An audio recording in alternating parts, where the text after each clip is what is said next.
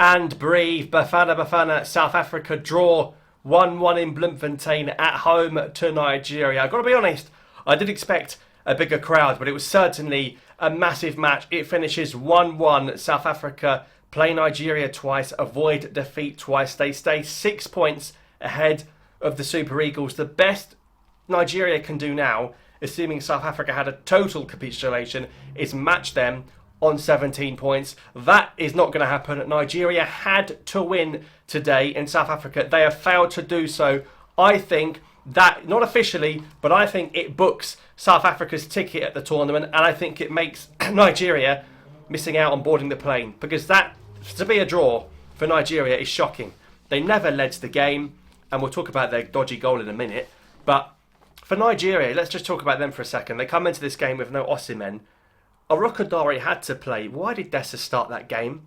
Of course Dessers got hooked at half-time. He was absent in the box. Bassey had to go in the box and made more of a threat than he did. I can't believe Orokodare came on. He came on in the end, but it was too little too late. For Nigeria, whoever they're playing against, whatever Benin, South Africa, Lesotho, Rwanda, Zimbabwe, to win 2 out of 8 in a group, 2 out of 8 wins in a FIFA World Cup qualifying group is atrocious. That is an awful return. You do not deserve to go to the World Cup if you win 2 out of 8. Even if FIFA took 3 points off South Africa, I'm not saying they will, but even if they did, you don't deserve it, Nigeria. You've not been good enough. 2 wins out of 8 is shocking. You failed to beat South Africa both times you faced them. You drew 1-1 on both occasions, and no spark, no Osimhen. But you can't say no problem. There were big problems, and South Africa came into this game with a few changes, particularly in the back line. We see a full debut for someone as well, and Nigeria had to cause chaos and test that defence. And in the end, it was the Nigerian defence that struggled. He brought in Eric Shell, who didn't start the last game. He scored an own goal. Then he came off at half-time for Onyemachi. What was going on there? Why Ekong is really slow against a fast-paced South Africa superstar attack. You cannot play Ekong against Foster, against Apolis, against Nkota. You can't do that. It's a shocking decision. And I think it was shown by the fact that he went and scored an own goal. Great work from Nkota to put that ball in what I like to call the corridor of uncertainty. And a great finish from Ekong. I mean, ultimately, Nigeria scored both goals in the game. Just a shame that one of them, from their perspective, was for South Africa. And I think at that point, South Africa deserved the lead. I thought Ola Aina was struggling, and then he came off injured. Perhaps that was why he was struggling. But then the goal for Nigeria. Now, of course, South Africa didn't lose. Nigeria had to win. So ultimately, this incident I'm going to talk about now shouldn't really affect the group or the qualification in the grand scheme of things. But Calvin Bassey has scored with his hand in what I like to call the hand of Lagos. Forget about the hand of God. The hand of Lagos. It's some punch, isn't it? It's like a handball player. Now, we don't have VAR in these qualifiers, so you can't say where's the VAR. You've got to use the naked eye to work out if it's a goal or not. I cannot believe that the referee's not seen that. I mean, he sort of leaped and his arm's bending down, but it's quite clever from Bassey. Clever cheating, shall we say. He sort of headed it down towards his arm, so it looks like a natural movement, but it's, if there's VAR, that doesn't count. And it's taken a hand to beat Ronwen Williams because no one could score with their feet. And, you know, it's a bit ironic, really, that it's an own goal at one end and it's a handball down the other. And so, really, both calls kind of cancel themselves out. But that goal shouldn't be standing. You know, an own goal is a legit goal, but a handball shouldn't count. But ultimately, there would have been bigger problems if Nigeria had won. And towards the beginning of the second half, you see Orokodare, the threat. He had a shot.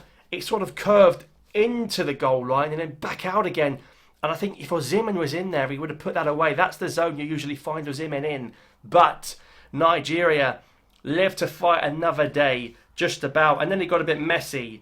We see a very physical encounter. We see Tabuha Mokoena have a nasty challenge from Uche, who'd just come on. And Mokoena was stretchered off. I thought it looked like quite a serious injury, but then he made a miraculous recovery to come back on again. So Mokoena came on, he looked fine. There was scuffles on the touchline. I thought Reyners came on far too late. You know, but 1-1 in the end. Is it a fair result in the grand scheme of things? You could say so. But I think Nigeria had to go into the game, even with or without Osimhen, and they had to win, and they didn't.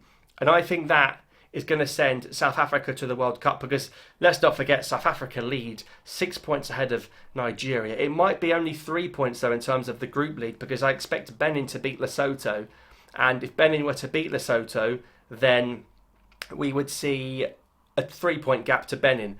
South Africa don't have any more games against Benin, so it's very much in South Africa's hands.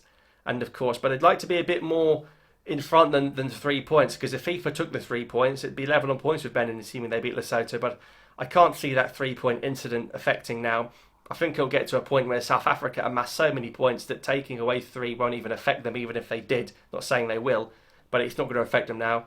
I think we've crossed that bridge. And I think Nigeria, wow, a 9-team World Cup and they can't make it after the Jollof Rice Derby defeat to Ghana in 2022. Now this. Nigeria, let's forget about first place, because South Africa have absolutely walked this group, and Hugo Bruce has done a masterclass.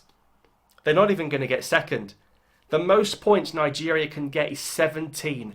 Even if Nigeria won twice and got 17 points and came second, it wouldn't be enough. I don't think 17 points would be enough. Considering you've got maybe Cameroon in second, you've got DR Congo in second, maybe Uganda in second, it might not be enough.